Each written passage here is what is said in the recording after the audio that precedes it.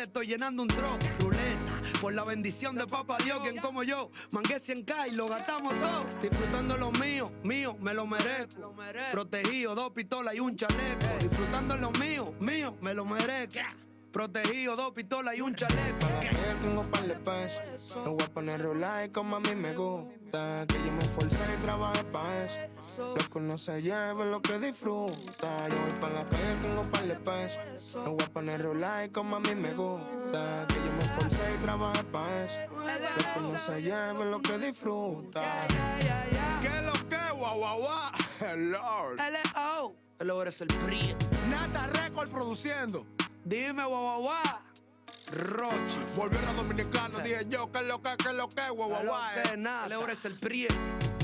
DJ, ya already know. Nah, po, el sobreviviente. Vino un más. Oye, ¿cuál es el flow? Melao, el mono cobla. Tú sabes que lo que, dame la luz, Ricky. El que da bala también. Que lo que, bujía. Tú no sabes, pequeño. L.O. L.O. Me pegué. L.O. El Brailin, Califa. Hizo su tranza, que lo que, DJ Guaguaguá, mi DJ mío, William Fantastic, allá en esos países. Hablamos ahora, Ulloa, me voy a mover, tengo un par de cosas, bombones. En estos tiempos no me puede llegar, ahora yo soy el papá. Lo que está en la moda no incomoda, y si incomoda no es moda. Y si todo el mundo ha grabado la chiflera, ¿por qué yo no la puedo grabar? ¡Ah, pues está bien!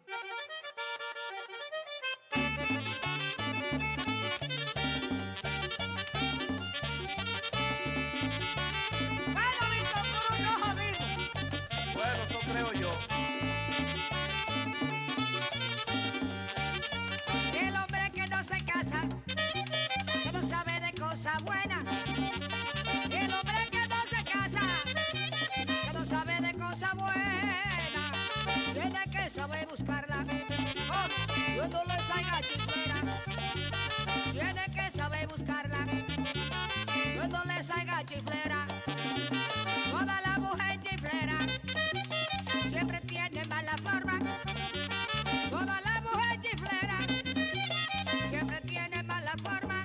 Ella con el marido es amarga, con quien traiciona dulzona. No, con el marido es amarga. Ella con quien traiciona dulzona. Te dije que no. Sí, Mayimba.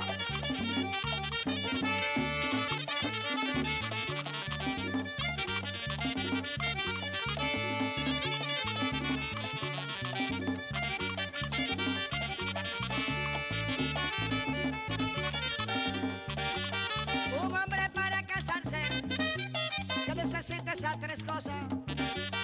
Un hombre para casarse, Montilla, necesita esas 3 cosas. ¿Cuáles son? Un caballo y una silla. Y una mujer buena moza. Un caballo y una silla. ¿Y qué más? ¿Y qué más? Y una mujer buena moza. No hay carretera sin puente. Delincuentes sin barandilla. No hay carretera sin puente. Delincuentes sin barandilla. Toda la mujer chiflera se le hincha la rodilla. Toda la mujer chiflera diploma se le hincha la rodilla.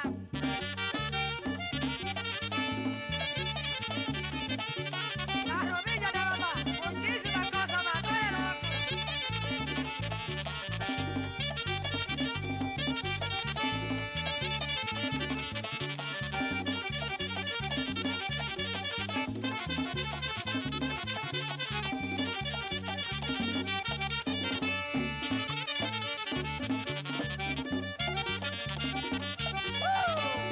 bueno, foca. Asegura que la mujer que tiene 1 y con su marido 2. La mujer que tiene 1, José Luis, y con su marido 2. En el día en que se muera, que no le ve la cara a Dios, pero gran poder de Dios. En el día en que se muera ella, no le ve la cara a Dios. Que la mujer que tiene 3 y con su marido 4. ¡No! La mujer que tiene 3 diablos y con su marido 4.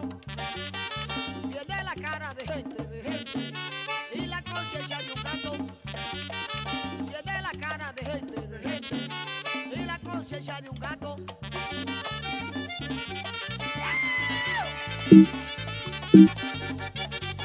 Pobrecita chiflera. ¡Óyelo, José Castillo! Le dicen Antonio Bandera. Óyelo, Johnny Morel.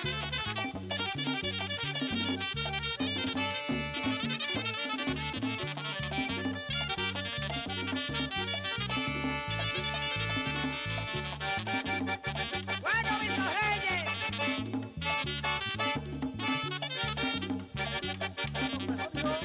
Muchacho, tú no sabes nada. Y el hombre que aguanta chifle no puede pisar cacajo. ¿Pero por qué? Y el hombre que aguanta chifle mocano no puede pisar cacajo. Porque los cuernos lo tienen con los de arriba para abajo. Porque los cuernos lo tienen a ese que está ahí con los de arriba para abajo. Que te dije que no te fuera y de cabeza lo hiciste. Te dije que no te fuera y de cabeza lo hiciste. Por ese camino largo, sabe Dios lo que tú hiciste. Por ese camino largo, sabe Dios lo que tú hiciste. ¿Y qué hiciste? 39. Antonio Buira. Por lo que hizo Guachimba, que se comió 39 ruedas de salami. Pobrecito. Bueno, Adriano Díaz, dígale a Germania que se ponga donde Capitán la vea. Don Marco Rosario. La calle de la Gloria. Esto aquí rapeando con la mía, ustedes también están que botan candela, se mueven en la esquina, encima de la mesa, baila donde quiera, merengue chiflera, merengue que van derribando puertos, que vieja pesa, se jodió. Sáquele candela.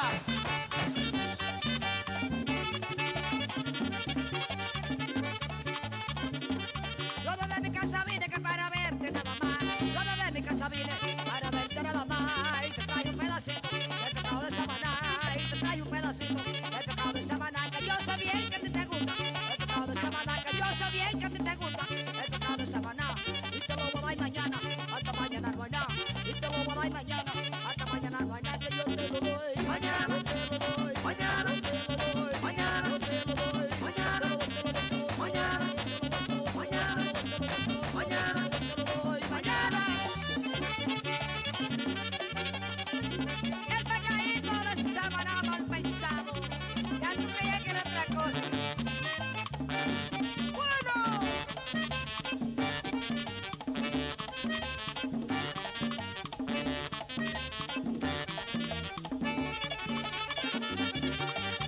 Ahí bajo el diablo.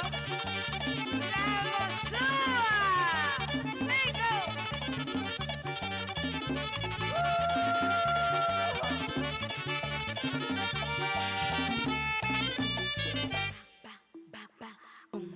Yo estoy machucando. Lo sigo machucando. Baje del espacio, atravesé culazo. No sé si tu pierna es gimnasio, lo que me mata es tu pelo lacio. Yo quiero hacértelo al paso, mamita contigo me caso. Y a nombre de tu cuerpazo vine a romperte con el mazo. Baja con la guira que me pone happy. Baje con faldita bacana sin panty. Si chelo hace fácil, la materia lo hace lazy. Baja con la guira que me pone happy. Baje con faldita bacana sin panty. Si chelo hace fácil, la materia lo hace lazy. Casi cumplo mi meta de romperte en 5 encima de la jipeta. Mala gueta, vine a comerte esa narga completa. Arreglando la maleta, un juidero tengo en mi planeta. Y pa' que no te me emborraches en la fiesta, ven y cómete tú esta paleta. Te traje al menú, pa' que te lo comas solo tú. Lo que está dentro del mango quiero que te comas, no te voy a dar malú. Aquí está tu cena variada, pa' que comas hasta la mañana. Pero tú bajaste terrorista. Bueno, así es la materialista. No corre a nada, tu priva en canina, tú eres una bultera. De marca son todas mis carteras, si haces lo que hago te va a dar flojera. Delincuentemente fabricando esta música rara que te está gustando. Y mientras tú estás pasando por Cundango, con esta mami yo machucando. Yo estoy machucando. Lo sigo machucando. Yo estoy machucando. Lo sigo machucando. Baja con la guira que me pone happy. Baje con faldita bacana sin panty. Si chelo hace fácil. La materia lo hace lassi. Baja con la guira que me pone happy. Baje con faldita bacana sin panty. Si chelo hace fácil. La materia lo hace lassi. Yo estoy machucando. Lo sigo machucando. Yo estoy machucando. Lo sigo machucando. Ahora agarra y fíjate en la pantalla. Uno con más flow que yo, tú no callas. Tú te atreves a decir que eres duro, canalla. Con letra chica y una voz pariguaya. Si mi cara te friquea, cierra los ojos y chulea. Y aunque tú no sabes inglés en mi cama, tú vas a gritar yeah. Te traje al menú, pa' que te lo comas solo tú. Lo que está dentro del mango quiero que te comas. No te voy a dar malú. Aquí está tu cena variada, pa' que comas hasta la mañana. Pero tú bajaste terrorista. Bueno, así es la materialista. Baja con la guira que me pone happy. Baja con faldita bacana sin panty. Si chelo hace fácil. La materia lo hace lassi. Baja con la guira que me pone happy. Baja con faldita bacana sin panty. Si chelo hace fácil. La materia lo hace lassi. Yo estoy machucando. Lo sigo machucando. Yo estoy machucando. All right, good evening. How's everyone doing? Good. Let me try this again. Good evening. It's like the most lackluster. I'm going to try once more. Good evening. Thank you. My name is Jordan Camp. I'm research director here at the People's Forum, and we are delighted to welcome you here tonight for the launch of Standing with Standing Rock. My colleague Manu Karuka will give them a proper introduction. But before doing so, I just wanted to take this opportunity to let you know a little bit about a few of the events that I'll be coordinating this fall, and I hope you'll mark your calendars for. Of course, we're thrilled to have tonight's event to inaugurate our fall series. Next week, we will have a book launch of Roxanne Dunbar Ortiz's An Indigenous People's History of the U.S. for young people. Nice. Next Friday night at 6:30 p.m. It will be upstairs. It would be wonderful to see many of you back and young kids back. I also want to invite you to an event on 4 o'clock on Saturday, September the 28th. This is the anniversary of what's known as the Greensboro Massacre, where the Ku Klux Klan, the American Nazi Party, collaborated with the Greensboro Police Department to murder 5 anti-racist union organizers and survivors of that massacre that happened on November 3rd, 1979 will be here. Moderated by Roz Pelez, there'll be Reverend Nelson Johnson, Joyce Johnson, and Paul Bermanzine. I really hope that you'll be able to make it. It'll be an important discussion, and some people will discuss this event really for one of the first times. We have a talk by David Harvey on his new work on race, the rate versus the mass of growth on October 3rd. I also want to announce a conference on October 19th that I'm organizing. It's called Holding the Future Hostage, a conference on hybrid wars, sanctions of solidarity. All those details will be posted shortly online, so mark your calendars. We also will be launching Kianga Yamada Taylor's new book called Race for Profit. That's Thursday, November 21st at 6:30. And last but certainly not least is Andrew Zimmerman's edited volume of Karl Marx and Frederick Engels' writings on the Civil War in the United States, and that's Thursday, December 5th, 2019. So thank you so much for coming out this evening, and without further ado, I want to turn it over to my colleague, Manu. Thanks, Jordan.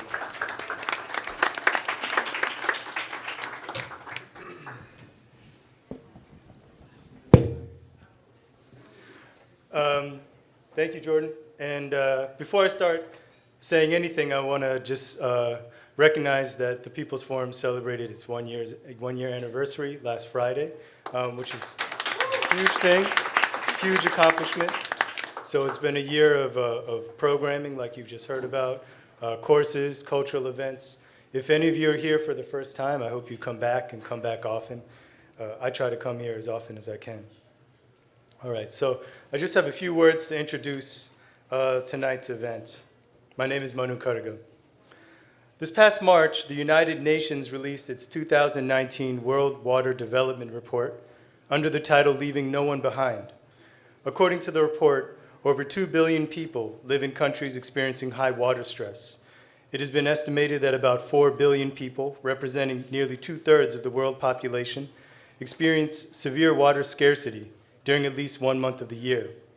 An average of 25.3 million people are displaced each year by sudden onset disasters.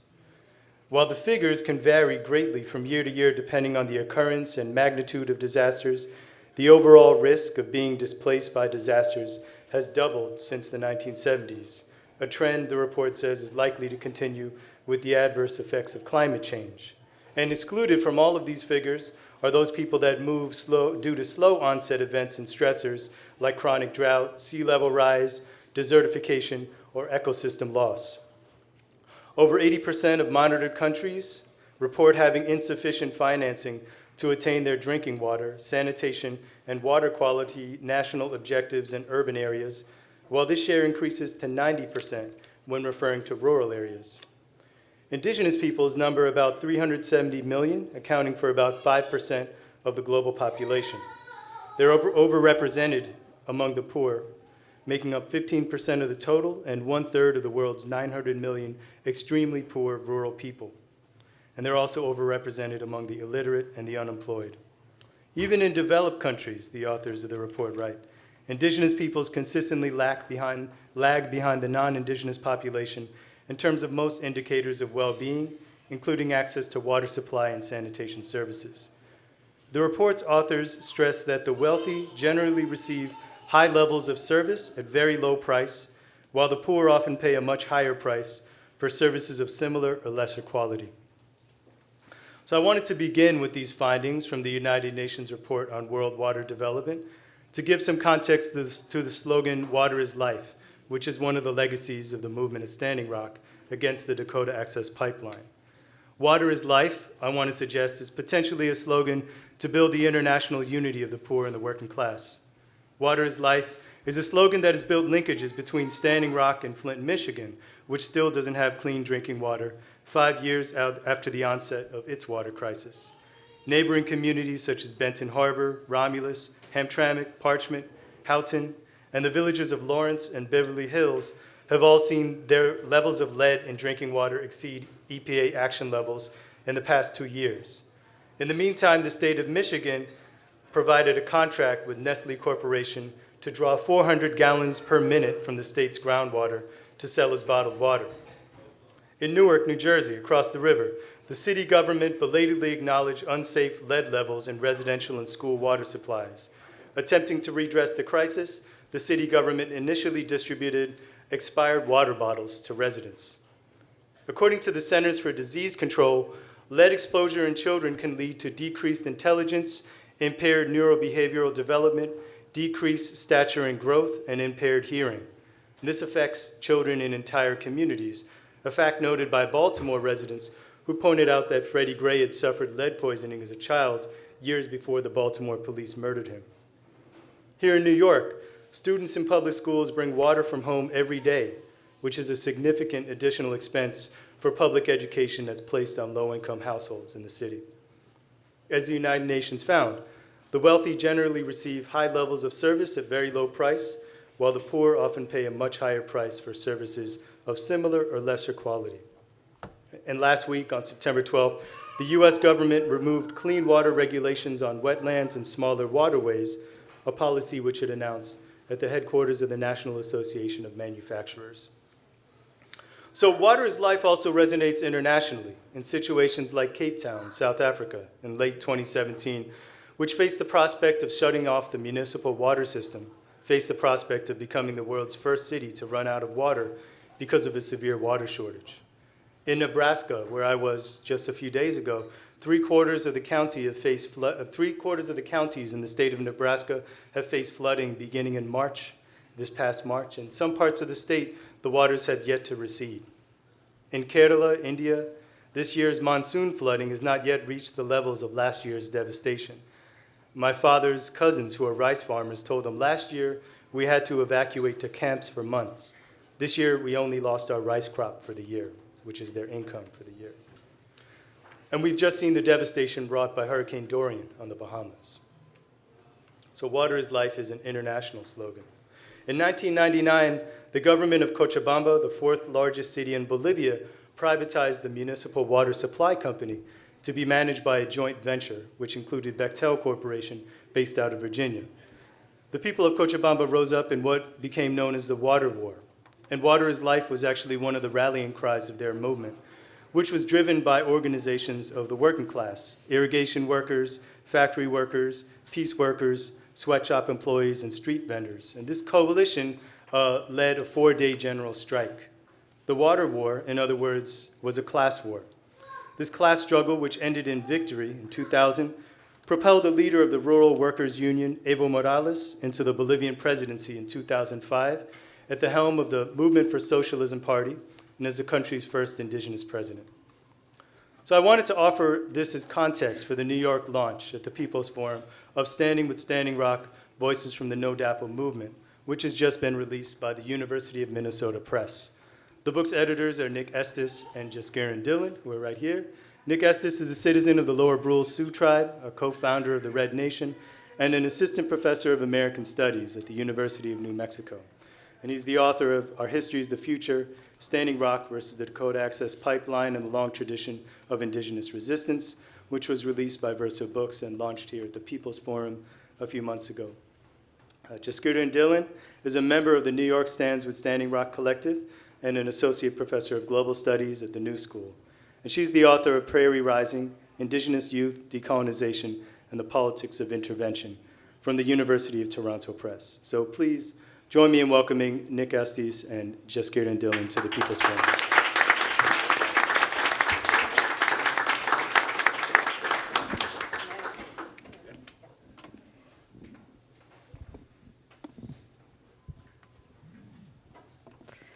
Welcome, everyone. It's really nice to see all of you here tonight. This book has been a long time coming and a true labor of love, so Nick and I are really excited to have our comrades up with us here on the stage and to see all of you here for the official launch in New York. I'd like to begin by acknowledging that we're here on the ancestral homelands of the Lenape people.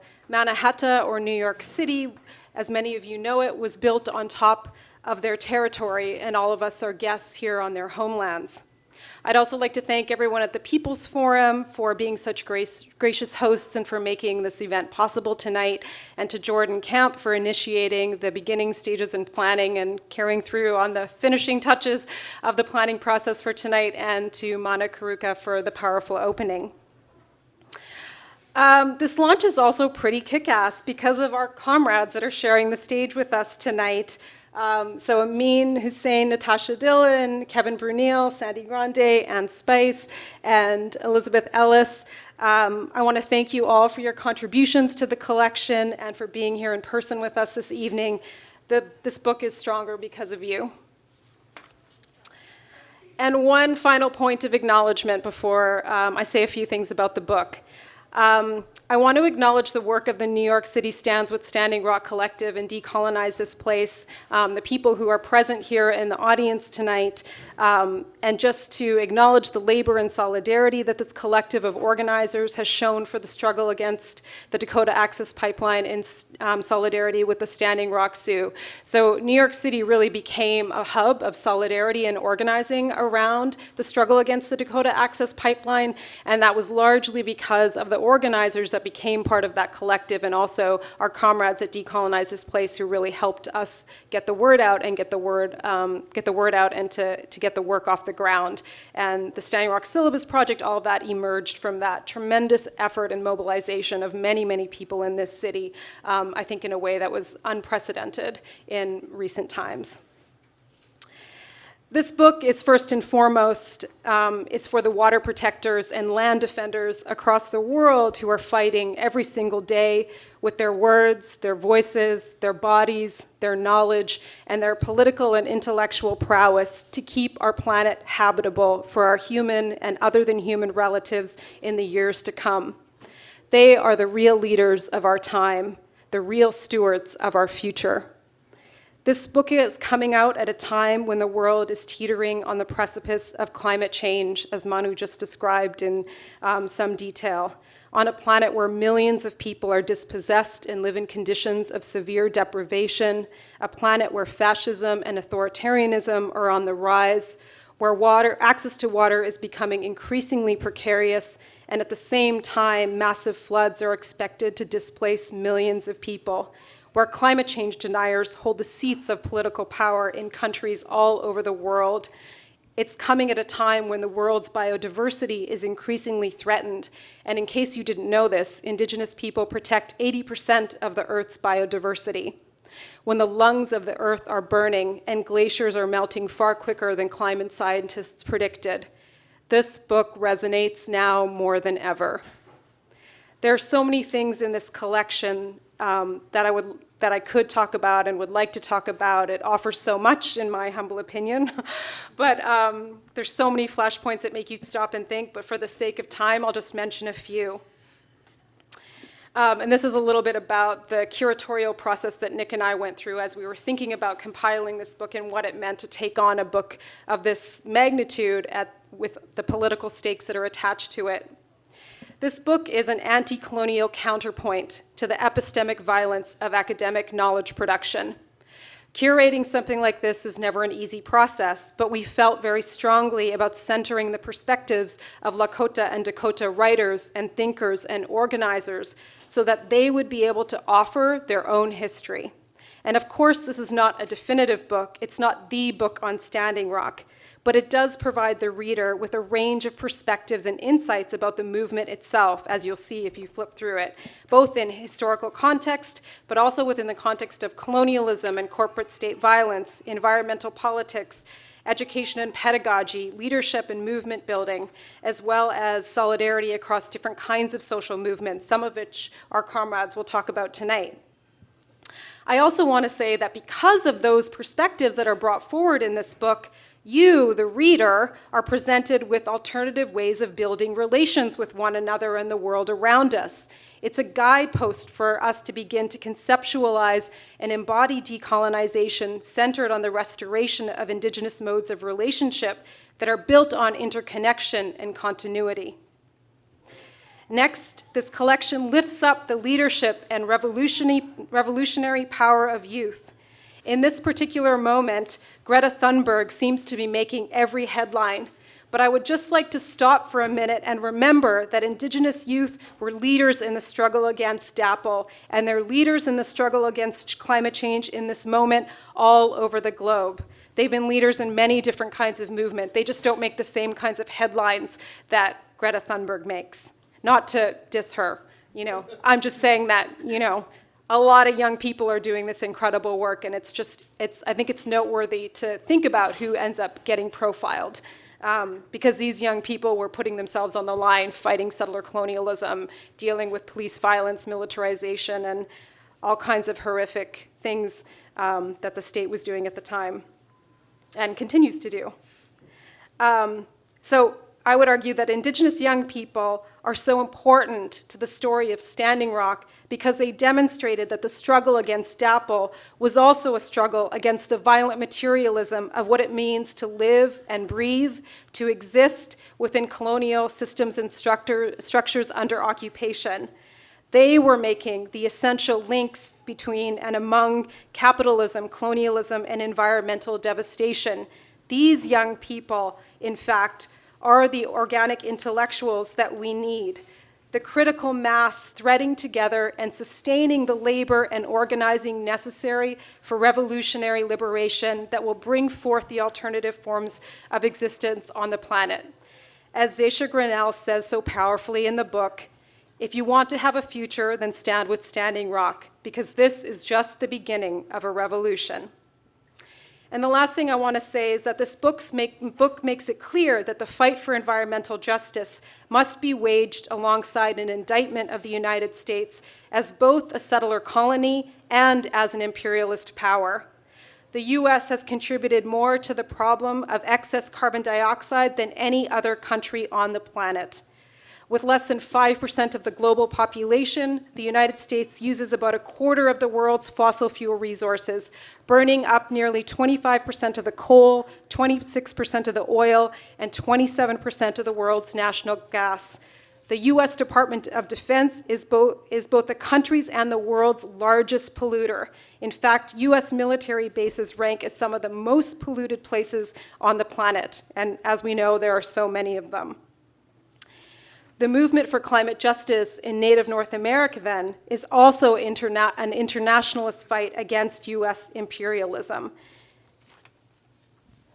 And I know from my own work that the story of Standing Rock resonates far beyond the colonial borders of the United States. I've been organizing with young people in India now, also in Cambodia. People are talking about the story of Standing Rock, looking at the resistance largely led by young people and initiated by Indigenous young people as a model, as a way of thinking about what is possible. So it is our hope that as you read this collection, you will feel the weight of the history in your hands, that you will remember the power of everyday people uniting against racial capitalism, and that you will witness the possibilities for revolutionary change that emerge when we build a broad base of anti-colonial and anti-imperialist solidarity like the one that existed at Standing Rock. This, I believe, is our only way forward. Thanks.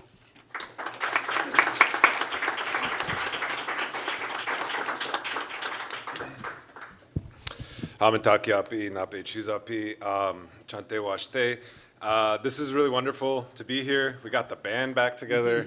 We're coming out with another greatest hits album. Just kidding. But that's what it feels like, being up here with everyone, because we all in some capacity have worked with each other. Some of us were actually at Standing Rock on the front lines. So this Standing Rock brought together a lot of different peoples. There's a joke in Indian country that after Standing Rock, all the Indians in North America became friends on Facebook, which is actually true. So we do all know each other. Just kidding.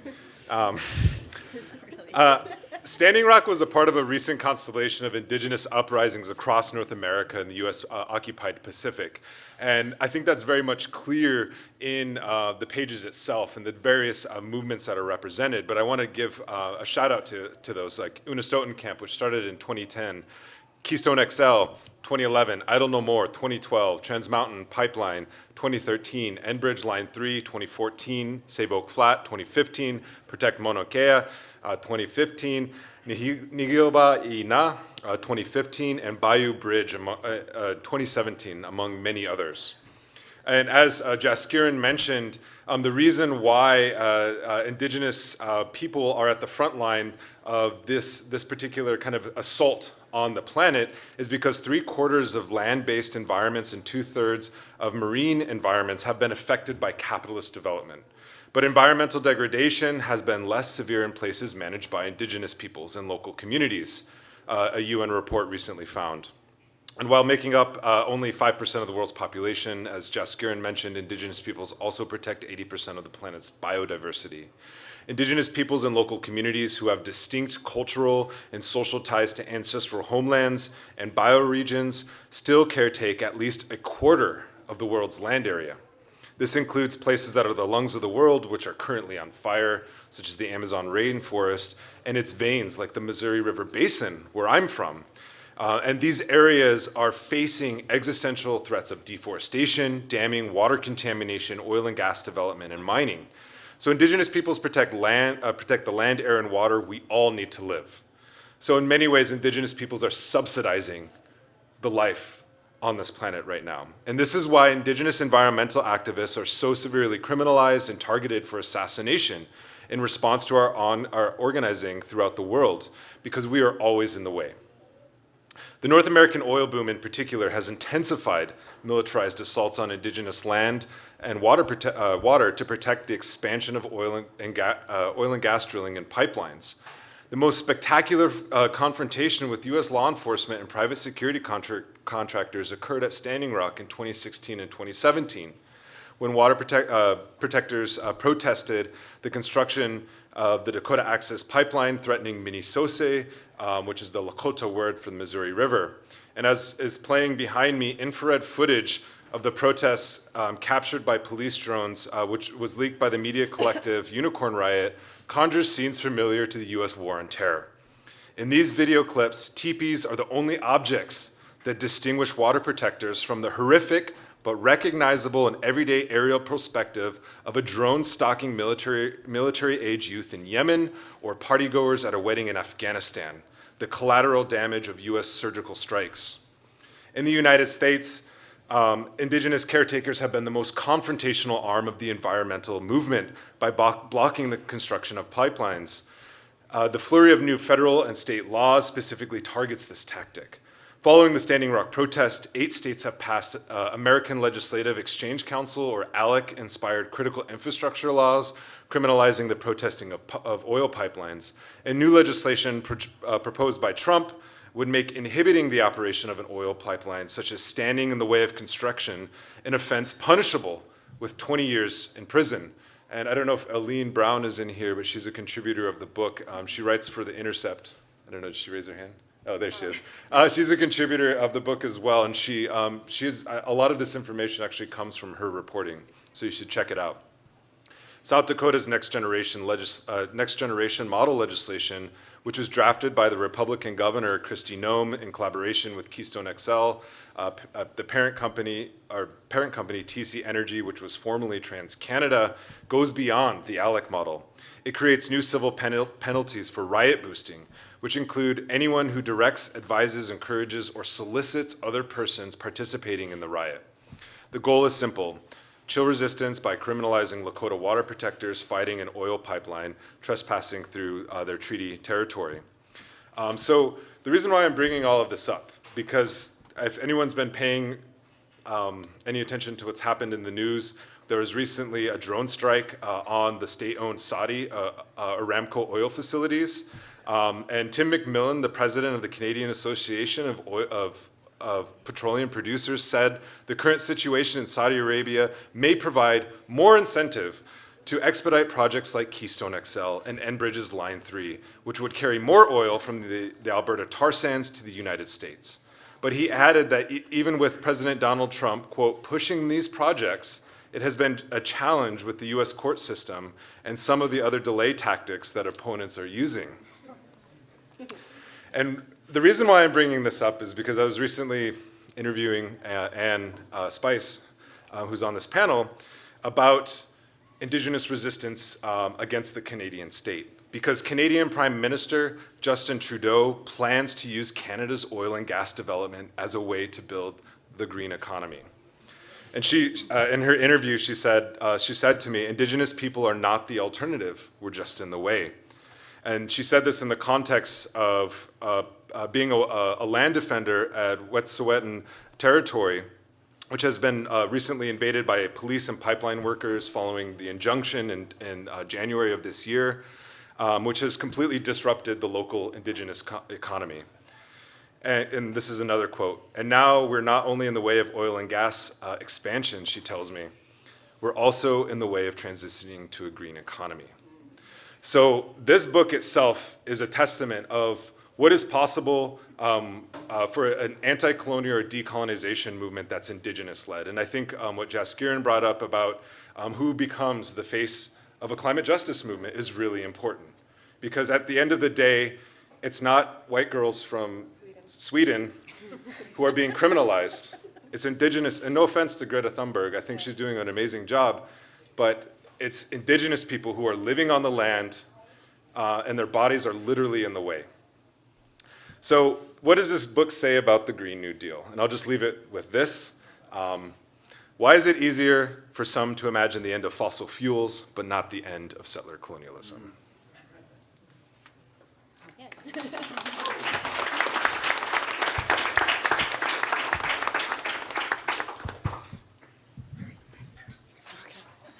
Hi, I'm Liz Ellis. I'm a citizen of the Peoria Tribe of Indians of Oklahoma. I organized with Philly with Standing Rock, and I teach history at NYU.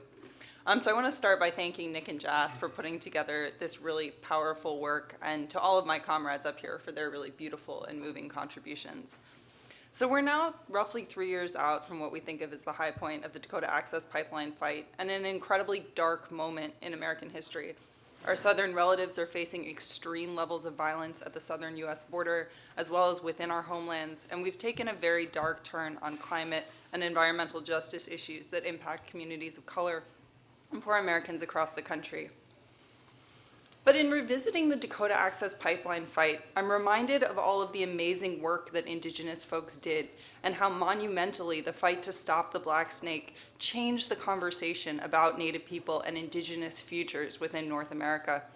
Dakota scholar Phil Deloria has written about how mainstream America has historically been eager to present Native resurgence and resistance as small incidents of revolt or uprising, effectively as blips of rebellion. He argues that these framings, and indeed the language that we use to talk about Native resistance efforts and their contests of colonial power structures, violence within our communities, suggest that this violence is fleeting.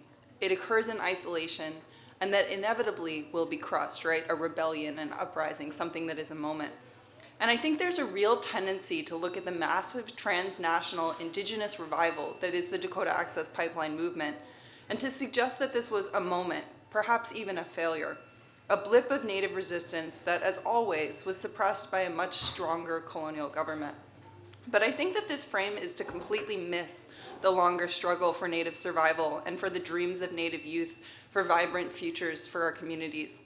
If, as this volume urges us to do, we think about this movement as part of a multi-generational, centuries-old fight for Lakota and Dakota sovereignty, community, and non-human relations on the plains, then we understand No Dapple not as an isolated incident, but as part of this war with the US government that Dakota and Lakota women, men, and LGBTQ2+ folks have been fighting and simply refuse to lose for more than 2 centuries.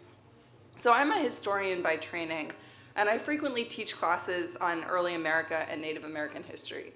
And for years, I taught about how Native people organized across nations and came together to confront colonial empires that sought to either enslave Native people or dispossess them of their land. But to be honest, prior to 2016, I would have told my students that the massive era of pan-Indigenous resistance was at its highest point in the 17th through the 19th centuries. This is absolutely no longer true. The movement that was built at Standing Rock involved more Native nations than any prior movement in North American history. More than 360 Indigenous peoples aligned to resist this violent assault on our Dakota and Lakota relatives and their non-human relations. And what this also did, which is perhaps equally as stunning, is it forced a mainstream conversation about Native sovereignty that was largely invisible in most of our media and most of our conversations with the American public prior to that point. Perhaps equally as surprisingly and amazingly, this movement managed to garner support from tens of thousands of non-Indigenous allies. And these are folks from communities of color who've organized for environmental justice and against police brutality for years, as well as climate activists, and concerned Americans of all backgrounds who either showed up, picked up telephones, or applied pressure to state and federal governments and to massive transnational financial institutions. If we think about the breadth and power of the alliances that community organizers built during 2015 and 16, we can be amazed by the fact that these networks, and especially their digital presence and tentacles, link the fights of Native people from the Amazon to Oak Flat in the Southwest to communities in water crisis, like on Mohawk reserves. Especially in this country where prior to the Dakota Access Pipeline, Native people and Native issues were rarely featured in these mainstream media, and we were only allowed to tell our own stories with exceeding rarity. Suddenly, Standing Rock brought images of contemporary Native people, and plot twist, we actually look like normal humans most of the time, into American homes across the world. Therefore, rather than seeing this fight at Standing Rock as winding down in 2017, we should understand this struggle for decolonization and Native futures and for the health and vibrancy of Lakota and Dakota people to be only the most recent in a phase in a centuries-long struggle, and to be not an end, but a beginning of a new transnational Indigenous dream and a just future, not just for Native people, but for all of our other human and non-human relations.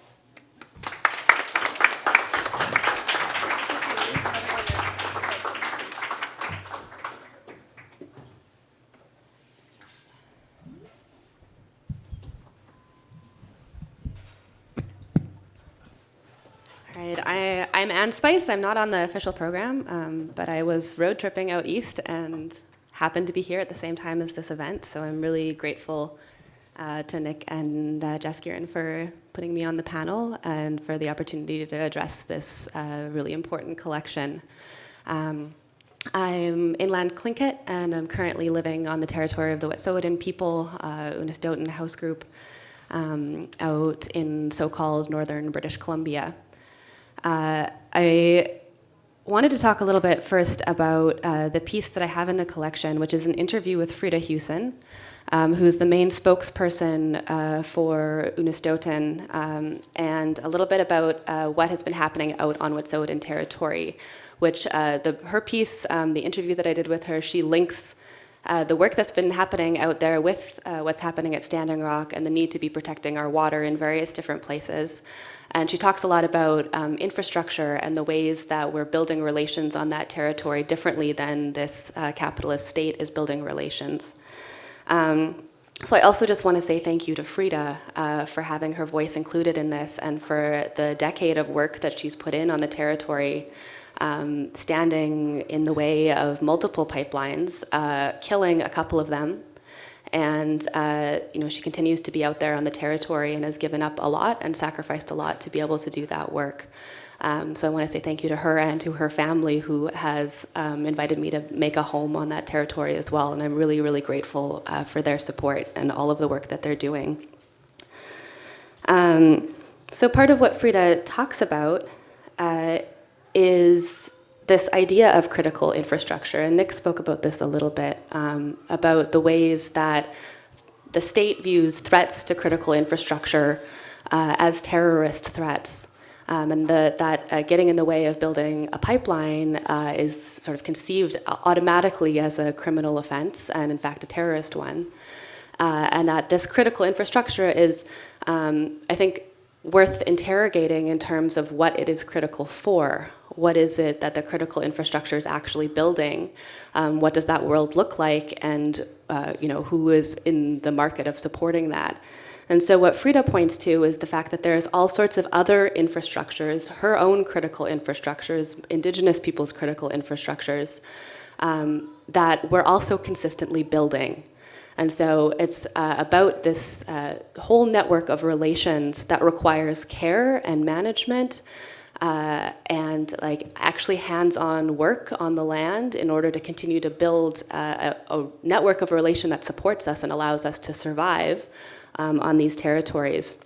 And that critical infrastructure is supporting a really powerful alternative to the state's idea of what infrastructure means. And so I think what Frida's words do for me is that they kind of pull on your imagination of what other world is being built when we lean into those kinds of infrastructures as opposed to these pipelines and other major extractive projects. I also think it makes that work of building, we talk about being in solidarity with each other a lot, and I think it kind of takes us a step beyond statements of solidarity to think about what actual concrete structures are we building together, and how do we do that work and support each other in that work. And part of what is happening right now on Wet'suwet'en territory is that, as Nick mentioned as well, the pipeline company, which is Coastal GasLink, which is a division also of TC Energy, which are the same folks behind the Keystone XL and other destructive projects.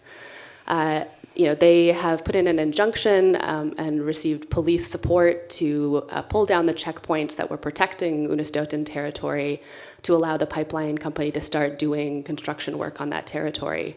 that culminated in a violent militarized raid in January, where the checkpoint was dismantled and 14 of my friends were arrested and then later had their charges dropped. But that injunction and Canadian law continues to be weaponized in order to clear the way for projects that do not have the consent of Indigenous people.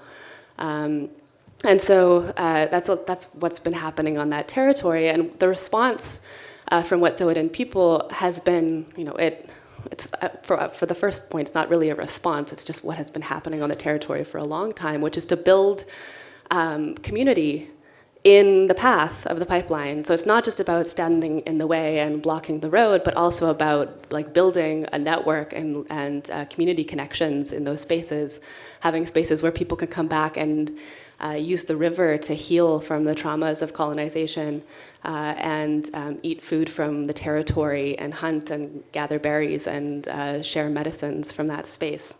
And so there's actually a concrete building that's happening. It's not just a blockage, but also building something else. And it is like building this possible alternative. And I think for a lot of us who've been coming back to this space for several years at this point, this alternative has changed the shape of our lives and is a really powerful vision of what else is possible if we take a different path away from those destructive infrastructures into something else. I also want to talk a little bit about the youth of Standing Rock and the youth involvement in what is happening out there, which is also something that's happening on Wet'suwet'en territory, how Indigenous youth are building and are at the forefront, actually, of what we're trying to do. During the time that Standing Rock was happening, a group of Indigenous youth from Standing Rock came to New York City, and we worked with them to start to put some pressure on presidential candidates during the election to force Indigenous issues and to make sure that the candidates were paying attention to what was happening out at Standing Rock. We gathered close to Hillary Clinton's campaign office. A bunch of the youth pulled a few large poles out of a van. We held the doors open to the office and got the poles in there and set up a teepee in the middle of her office, or at least the lobby downstairs. We had a drum circle and danced in there while they hurriedly called the police. And I want you to keep that image in your head of this other infrastructure, this actual structure, a teepee structure going up in the middle of a political campaign office. And I think it's a good metaphor for the kinds of building work we need to be doing. So we have the Indigenous youth who are at the middle of it, actually putting the thing up and drumming it into existence and calling the ancestors into that space as well. But we need people to hold the doors open, to make sure that that space is safe, to help us ease the points of violence and tension. And so I think I just want people to think about when we're trying to do this kind of building work, especially with Indigenous youth, what roles you can play if you're in a position of power, if you have access to a space like that, who's holding open the doors, who's making the space, who's already on the inside. And what work can you do in service of Indigenous peoples movements who, as Nick said, are subsidizing the work that we're doing to help stem the climate crisis. Thank you, Ganashish.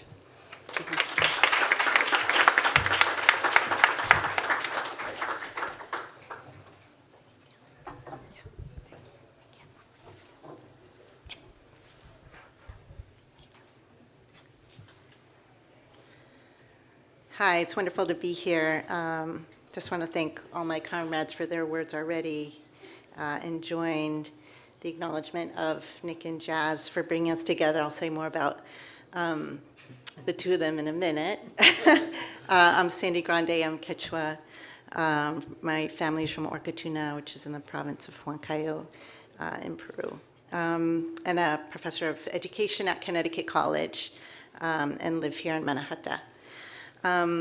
I believe I met Jazz and a lot of the folks here through the organizing work that's already been mentioned through New York Stands with Standing Rock and Decolonize This Place, particularly around the development of the Standing Rock syllabus.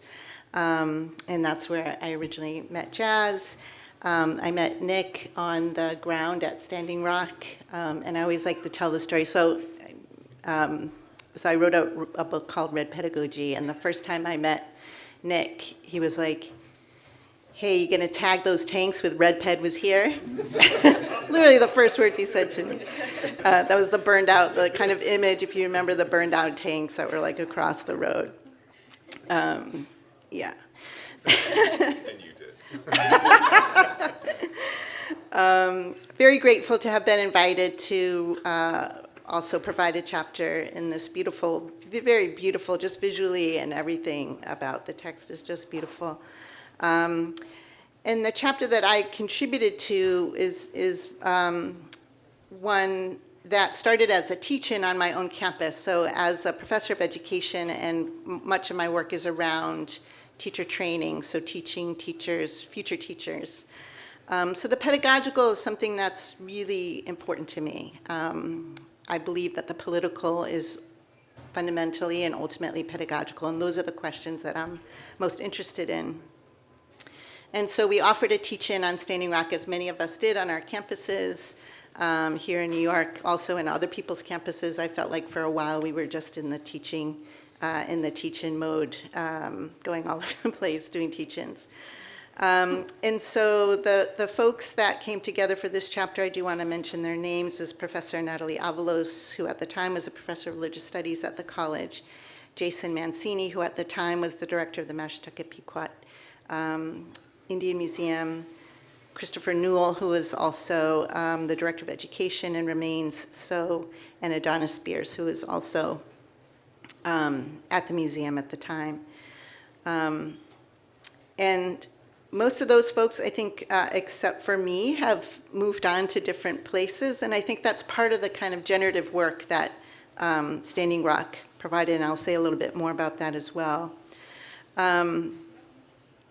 But when I was on at Standing Rock during that whole time, most of my involvement was with a group of youth that have already been mentioned here as some of the drivers of the community, but working with staging a school on the ground, led by Elena Eagleshield. And the school was called the Defenders of the Water School, and they are still involved in maintaining that effort around the school.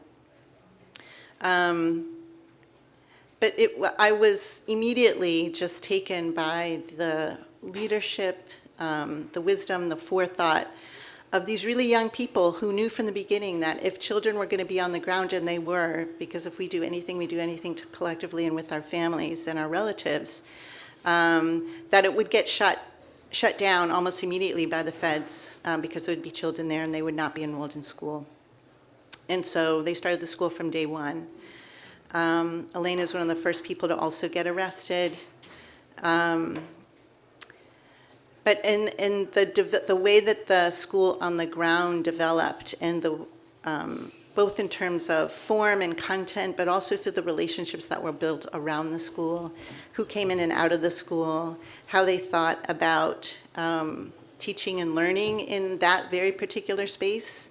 When the young people there, children ranging in all kinds of ages, who at times witnessed quite a bit of violence, who at other times witnessed lots of joy. And were in a space that probably most of them had never been in before, and by that I mean this massive group of people, indigenous peoples from all over the world. So it was an amazing space. It continues, I think, in that spirit, to continue to think about what are the pedagogical questions, what's the pedagogy of liberation look like? What's a pedagogy of revolution look like? And what does that actually mean? I mean, I don't mean just as a question, but as, again, as somebody who's often in a classroom, not necessarily just limited to a classroom space, but what, and by pedagogy, I mean, what is the transaction between people that, as we're learning and as we're teaching with and alongside each other? What does that actually look like, especially if we do not want to replicate capitalist pedagogies? pedagogies of domination, hegemonic pedagogies. Like, what about those transactions do we also need to change? And it's been questions that I've thought about pretty much always. I think back now, I think one of the very first classes I ever taught was at Colby College, was a class called the Pedagogy of Revolution. It was the first time I could teach anything that I wanted, and I thought, why don't I teach this here? But I also look back and I'm a little bit, I have to say, like, embarrassed about what I thought at that time a Pedagogy of Revolution looked like. And then just recently this summer, I had the wonderful opportunity to teach a class on Black and Indigenous liberation. And it's still very much a work in progress. Like, again, what does that not just look like in terms of content? I think as teachers, we often focus about what are we going to read, what are the words we're going to read, but I'm also interested in how we're going to read it.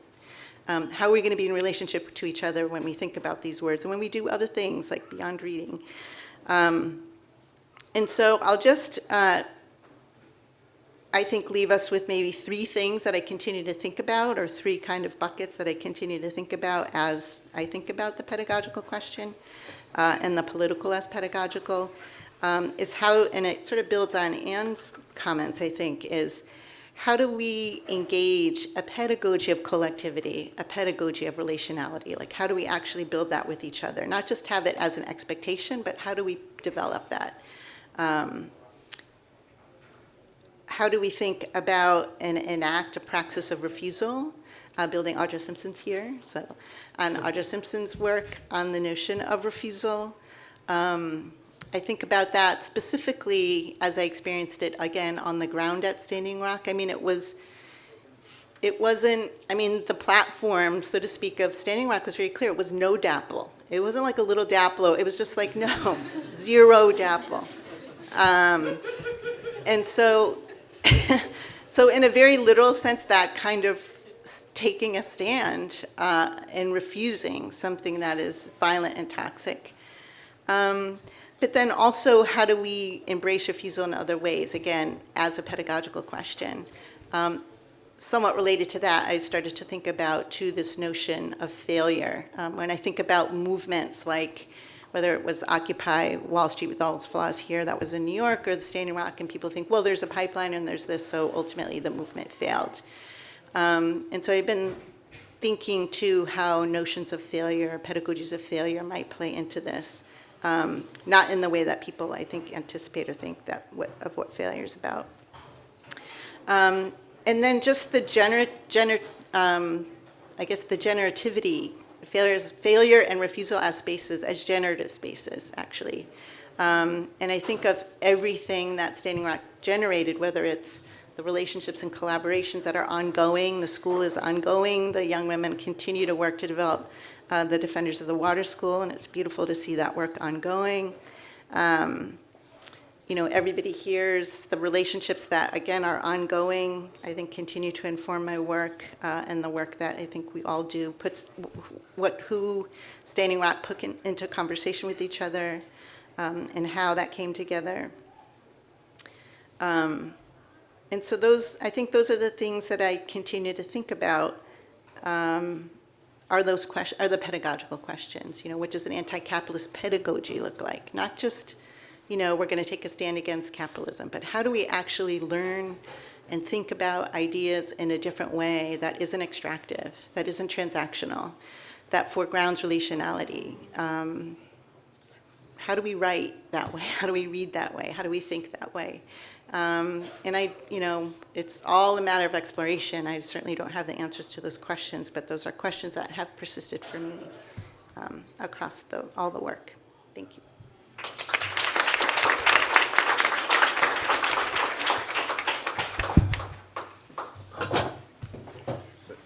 Chair banging up here. Good evening. My name is Kevin Bryneal. I teach at Babson College in Wellesley, Massachusetts, the ancestral territory of the Massachusetts people. It's a business college, so we can have that conversation at some point. I'm a professor of politics. I teach critical race and indigenous studies, radical politics, a number of other topics. My own background is I'm a non-Indigenous scholar of settler ancestry, born and raised in the ancestral territory of the Coast Salish people in what is called Vancouver. and I've been living on the east coast of these territories for 28 years. First, I want to say I'm honored to be on Lenape lands, being able to have the opportunity to speak, and I hope that my words in the book and here show that I'm sincere about that honoring.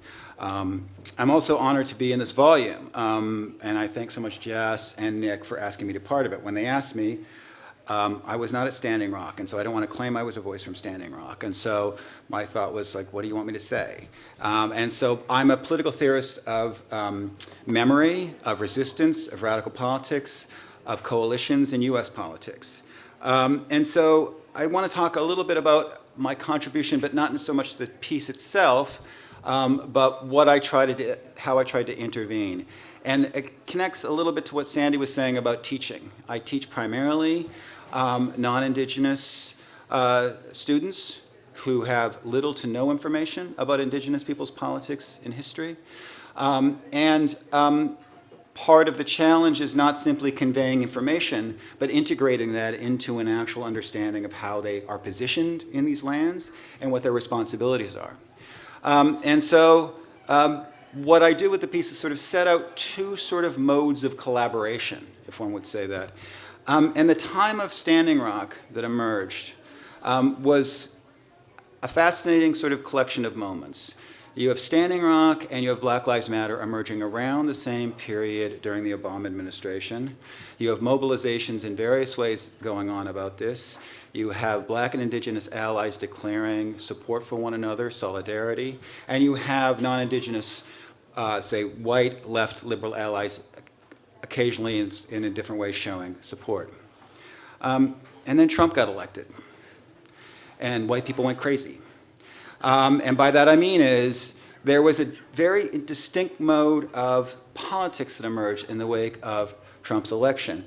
The day after Trump's inauguration, some of the biggest mobilizations of street activism in the world happened. Around 56% of the people who engaged in those street demonstrations were doing their first ever demonstration. 90% of them supported Hillary Clinton. At this moment, so I was trying to figure out what's going on here. You have on-the-ground mobilizations going on, quite active across the country, and people are hitting the streets like crazy when Trump gets elected. So part of the way I set this out in the piece is I say you have a distinction here between what I call modes of collaboration and what I call settler memory. And settler memory is the knowledge of the history, some degree of knowledge of the history of Indigenous people, of settler colonialism, but the disavowal of that relationship to contemporary politics. That means one knows but does not act on what one knows. To quote Baldwin, one knows what's going on but does not act on what one knows. This is not ignorance. This is not forgetting. This is to know something and refuse to act upon what one knows. And a symbol of this particular form of settler memory was, I went to a rally, a demonstration at the City Hall, Somerville, Massachusetts, where I live, which has been a sanctuary city for 30 years. Primarily liberal left allies. They would be folks who would be potential collaborators. And it was a strong, good rally opposing Trump's policies, his Islamophobia. Leaving it, it was fairly crowded, and about 20 yards ahead of me, I saw a sign. And it was encased in American flag stickers. And in the middle of it, it said, "We are all immigrants, literally." Now, first of all, that narrative erases the history of enslavement and genocide. But it didn't stop there. There was an asterisk beside the literally. And in the corner, beside the asterisk, it said, "Except Native Americans." Literally turning Native Americans into an asterisk people, which is a reference also that Eve Tuck and Kei Wen Yang, among others, talk about in their work. So you have knowledge of the history of colonialism and genocide. You have awareness of the struggles, because Standing Rock was influential on this particular sign. And then you have the reproduction of the American nation as an immigrant nation. You have people saying, when Trump got elected, "This is not the America I know. It's not my president." So on one hand, you have this incredible production of what I call settler memory. And part of my intervention here is to try to speak to so-called my people, settler people, to not engage in settler memory, to not refuse settler memory. Because in comparison to that, what you had going on with especially black indigenous radical activists is what I call, drawing upon Christina Sharp, forms of wake work. To understand when one is in the wake where the past is never the past, and the present continues to rupture the moment. This past continues to move forward. And also theorists such as Seneca theorist, indigenous theorist, Mashana Goman, talking about intergenerational memory. For black and indigenous radical scholars, contemporary solidarity is not a new thing. It goes back centuries and centuries and centuries. And the memory is alive, and that politics of memory keeps to shape a contemporary politics, in which, while Trump was and is awful, this was an articulation of a consistent formation, not something brand new. And so what I try to set out, especially for when I'm teaching students who are both knowing very little, but also are not indigenous, how we need to go beyond just simply some sort of awareness and then a footnoting. It's our job, and this gets to, I think, one example and then I'll close, our responsibility to place indigenous struggles and black struggles at the center, at the forefront, and follow what's going on. And I'll close this with Greta Thunberg, which, for all the credit, again, you have active forms of settler memory going on with Greta Thunberg.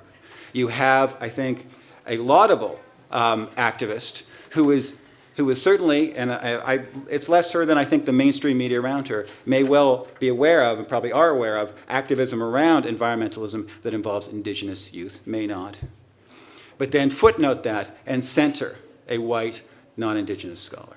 It is our job as non-indigenous folks to not allow that centering, to center indigenous and black activists and scholars, and to support and collaborate. And I think the Greta Thunberg example is a good example of a form of settler memory, of people who are potential collaborators, allies in this movement, but not if we are refusing and disavowing the history and present of indigenous struggles. And with that, I'll stop.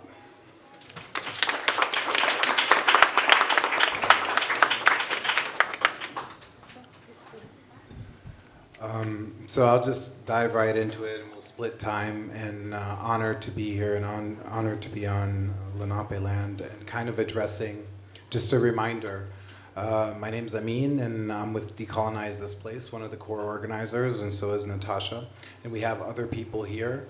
And we just kind of want to share our contribution in this volume, and honored to kind of contribute to it. We were core organizers of Occupy Wall Street before it was kind of known as Occupy Wall Street. And it was a set of failures that we learned from. And 5 years later to the date, we together formed Decolonize This Place as a decolonial formation. And I think that the lessons there as a Palestinian, to me, it wasn't so much about New York City, but it was about how can you free Palestine? Right, and New York is critical for that struggle, and we were involved as 50 people thinking about it. So we came up with 99% after 500 emails back and forth, and it's because we were trying to hold space. But I wasn't raised here, so I didn't understand two fundamental things, and this is my ignorance, which is that thinking and caring about Palestine is recognizing where you stand. And I don't think I was aware of that. I knew there was something problematic about Occupy as a name, and we tried to push back on that, but the thing already went viral. So I'm bringing it to like the nuts and bolts, right, of what happened, right? And then the second thing is that the racial politics in this place and its legacies of enslavement are something I wasn't familiar with, and that was my ignorance, even though I got an education here, right, and went to law school and so forth. So those set of failures produced a reproduction of whiteness and a movement that, even though it went wide, it wasn't anchored in a radical politics that can produce or usher in another horizon. So this wasn't about caring, right? So 5 years later, it wasn't about like, I'm going to do the right thing. It's just like solidarity is a political choice, and it's a question of strategy and alliances, and the type. There was a lot of POC that were part of that movement that were rendered invisible by media, There were a lot of people that were doing the work and thinking right. But as a movement becomes mainstream, absolute loss of control of that, right? So at the tail end of it, we tried to do something really quick, which is just like, perhaps what could be salvaged of Occupy Wall Street was the 99% connected by debt. In other words, we're all in debt, right? Financial debt. And perhaps that's the negative commons. Still speaking in a language that doesn't understand what we're talking about here. And the problem with that is that everyone wanted their debt to go away, but no one was willing to recognize the debts that we owe each other, right? So there was something problematic in building movements that we had to sit with long and hard. And then as we were studying together and mingling with each other, we said, you know what, the social justice framework of issue silos is not really how we build power in New York City. And so what does decolonization look like? Not in fucking NYU or at Columbia or in any classroom, but what does it really look like to unsettle everything and to actually not react to oppression, but to create the possibilities in the now? And it had to do with our relationships. And it had to do with seeing each other and holding space and recognizing that the kind of collaboration or power we need to build needs to center thinking from where we are, stolen land, stolen bodies. There is nothing that begins without that. It's just not possible. Not possible as a strategic choice. You can feel good about your resistance all you want. You can go in marches, you can do I don't know what you want to do, you can post, but at the end of the day, if you're engaged in struggle and you want to usher in something better and you want to live it in the now, then you have to kind of get out of your comfort zone and have these conversations and hold space. So when we did Decolonize This Place, we did it around 6 strands. We said, we can't change the landscape of this city, but how do you decenter whiteness in the spaces we hold? And we said, we're down for indigenous struggle and indigenous sovereignty, period. This is not conditional. And we're down for black liberation, not just Black Lives Matter, black liberation. And we say free Palestine because there's something in extension of this settler colonial project that is Israel, period. And we know what that means. And then we said, you know what? People are being displaced out of their homes every fucking day, and we're complicit in it. I'm pointing at myself. So that we're gentrifying neighborhoods in which POC are being removed by other POC, and it's a class kind of thing that's complicated, and it's happening. And the idea of workers, because we weren't, and I'll be honest, we weren't, what's the word? We weren't sure if people were ready to hear that we're anti-capitalist, right? So we said global wage workers. That's how we said it, right? And we're thinking about global wage workers because of the notion of debt and the notion of like organizers and workers in India and so forth that we organize with. And we said dismantle patriarchy, and we know what this all means, right? Now, from that, that's how we were gonna hold space.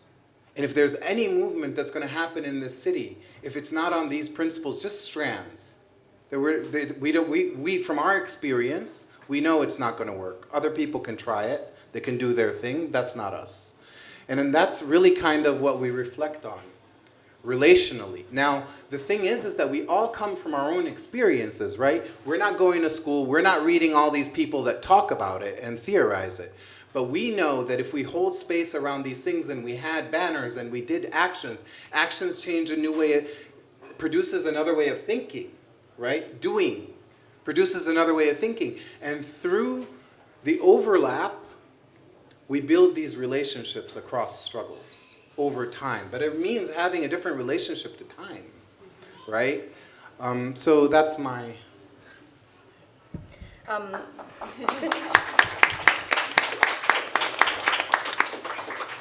I'll be very quick. I'm part of DTP, and thank you, Jaskiran and Nick, for putting this beautiful coalition together. And it's been an amazing journey being with Jaskiran, Anne, and Sandy, specifically with NYC Standing Rock, because that's actually Decolonize This Place and NYC Stands with Standing Rock literally began like the same weekend. We actually started, I remember meeting you while making banners at the space that we had.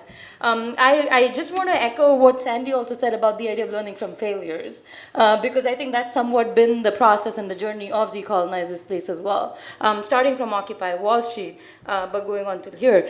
The other thing that I want to highlight here is Occupy Sandy, because I don't think so that's often talked about as often as Occupy Wall Street, specifically because, I come from India, specifically from Punjab, and when Occupy Wall Street happened, it had been 2 years of me living in New York. And so Occupy Wall Street happened, Occupy Sandy happened 2012. We know that Goldman Sachs was the only building that was lit in the lower Manhattan. There was no lights out after 34th Street. But what were the repercussions, what happened after that? And for somebody who comes from the state of India and knowing that it's almost always a dysfunctional state, coming to New York, which is the belly of the beast, to see what happens when a crisis like that hits and who actually organizes on the ground. And I think that's very important to highlight, specifically because there was literally no state, period, present on the ground in the first week of organizing during Hurricane Sandy. And I think that's very important, because to know who are the people who are going to actually respond to crisis, and who are the people who've been responding to that crisis for centuries on this land. But in general, how do we respond to crisis, and who are the people always at the front line of this crisis? And I think we can think about that in terms of Rockaway was a huge neighborhood that was hit. It was mainly black people who got hit with it. There was a bunch of white people who showed up with charity models of giving food, but controlling the amount of food that needs to go in, the idea of free schools, all of that. So I think that the reason why I'm pointing this out is because this is very real for New York City, and what organizing means in New York City around flooding. We were talking about this a few hours ago.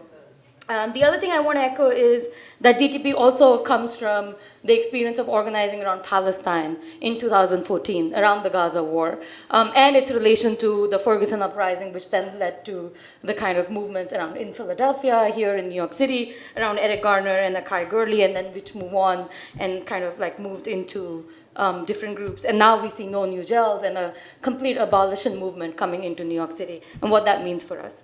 So I just wanted to highlight those points. And then the other thing, and then the last thing, why Standing Rock is important for me personally. I think that with Standing Rock, I really understood the nuts and bolts and the mechanisms of what settler colonization means in terms of movement world. And I didn't know that because of the same experience of not being from here. And I think that the reason why that's important for me is also because of what's happening in Kashmir today, right? We're in the 45th day of a siege. It is also they're literally aligning with Israel, which is, India is the biggest, a buyer of military weapons from Israel right now. And these tactics of settler colonization, then that trickle into places like Kashmir, but also places like Guerrero in Mexico, where people are fighting, the indigenous people are fighting against state violence, and also narco-politics, and also capitalism. So I think that when we talk about Standing Rock today, I think what we need to think about is that if we are talking about it from Northern American context, what it means for the rest of the world, and what it means for us here, right? And I think that's why, to me, Standing Rock is extremely important, and the kind of organizing and the solidarity and the relations that need to be built around it.